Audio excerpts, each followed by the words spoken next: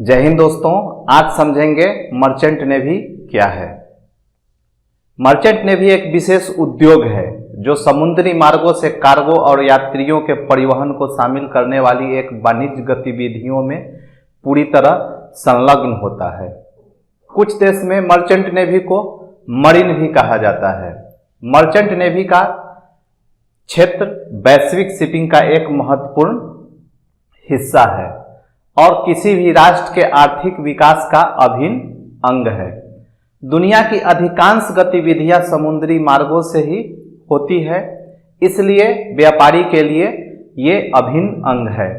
Merchant navy का अर्थ होता है वाणिज्य जहाजों का बेड़ा, जिसका उपयोग सैन्य उद्देश्यों के लिए नहीं किया जाता है।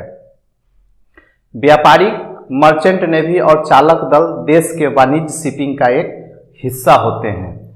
इन व्यावसायिक जहाज पर जो काम करते हैं, जो पेशेवर है, उनको मरीन, नाविक या सीमैन कहा जाता है। आधुनिक शिपिंग उद्योगों में पुराने समय से एक लंबा सफर तय कर चुका है। आधुनिक मालवाहक जहाज का आकार बड़े पैमाने पर दिन बड़ा होते जा रहा है। अभी के जितने भी जहाज मालवाहक पैसेंजर है, वो उन्नत किस्म के टेक्नोलॉजी प्रणालियों के साथ लैस हैं।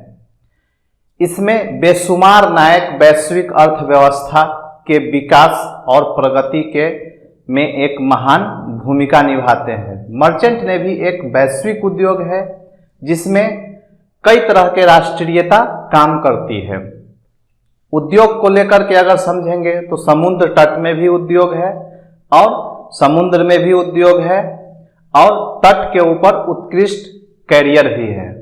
हम सिंपल भाषा में ऐसे समझ सकते हैं कि अगर हमारे राज्य में कोई उत्पादन ज़्यादा होता है तो उसको हम क्या करते हैं, दूसरे राज्य को भेजते हैं। दूसरे राज्य का कुछ ज़्यादा उत्पादन होता है, उसको हम अपने राज्य में मंगाते हैं। इसका माध्यम क्या होता है, या तो ट्रेन से मंगाते हैं, रेलगाड़ी से मंगाते हैं, या सड़क मार्ग का उपयोग करते हैं।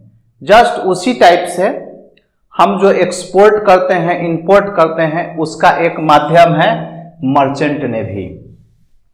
मर्चेंट नेवी इंडिया गवर्नमेंट में 3 उपक्रम मर्चेंट नेवी को लेकर के काम करती है।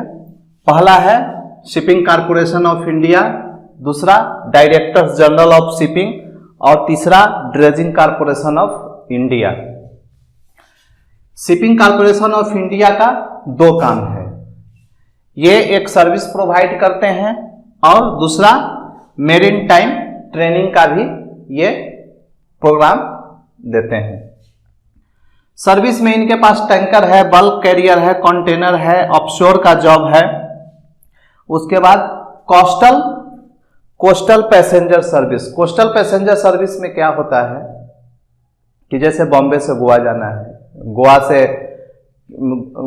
से फिर उधर मान लीजिए आपको श्रीलंका होते हुए आपको कोलकाता जाना है, तो कोस्टल एरिया में जितने भी पैसेंजर शिप हैं, बहुत सारे passenger ship shipping corporation of India का है और वो मतलब कि एक इंटरटेनमेंट का सर्विस प्रोवाइड करते हैं। फ्लाइट से जाने में तो 2 घंटा 3 घंटा से ज़्यादा टाइम नहीं लगता है, लेकिन अगर आप पैसेंजर से इंजॉय के तौर पर अगर सफ़र करते हैं तो आपको 1 दिन 2 दिन टाइम लग ही जाता है। मान ले जाए कि गोवा से बॉम्बे जाना है, बॉम्बे से गोवा जाना है, तो पूरा इंटरटेन का पूरा इसमें व्यवस्था किया गया है।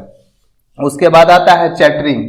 चैटरिंग में क्या होता है, आप किसी दूसरे देश में कुछ वर्क करने के लिए जाते हैं तो वहाँ पर एक एजेंट को हायर करते हैं। इस एरिया को समझना है, उसके बाद हमको क्या ज़रूरत पड़ेगा, नहीं ज़रूरत पड़ेगा, उसके बाद ट्रेवल कैसे करना है, इस एरिया को समझने के लिए क्या क्या उपयोगी चीज़ है। सेम उसी तरह से दूसरे देशों से जब जहाज इंडिया में आता है तो उनको भी एक सर्विस प्रोवाइड करना पड़ता है।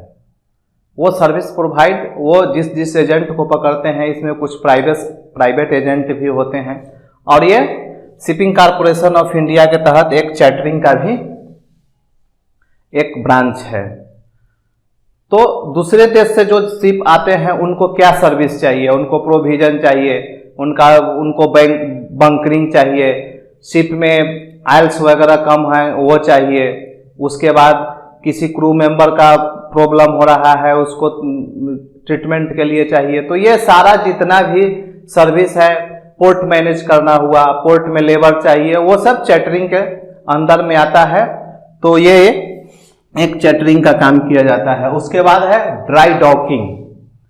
ड्राई डॉकिंग सिंपल भाषा में हम समझ सकते हैं। ड्राई डॉकिंग में क्या होता है, अगर मेरा कोई गाड़ी खराब हो गया, हम सीधे ले जा करके गैरेज में लगा देते हैं और बोलते हैं ये प्रॉब्लम है, यहाँ पर ये हो गया है, ये पेंट यहाँ चला गया है। गैरेज वाले क्या काम करते हैं, पूरा काम करके आपको फिर गाड़ी दे देते हैं। उसके एवज में क्या करते हैं, आपसे पैसा लेते हैं।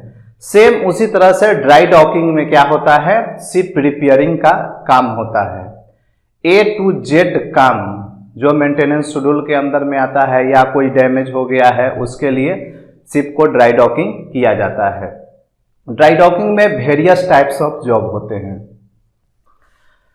उसके बाद है शिप बिल्डिंग टेक्निकल कंसल्टेंसी।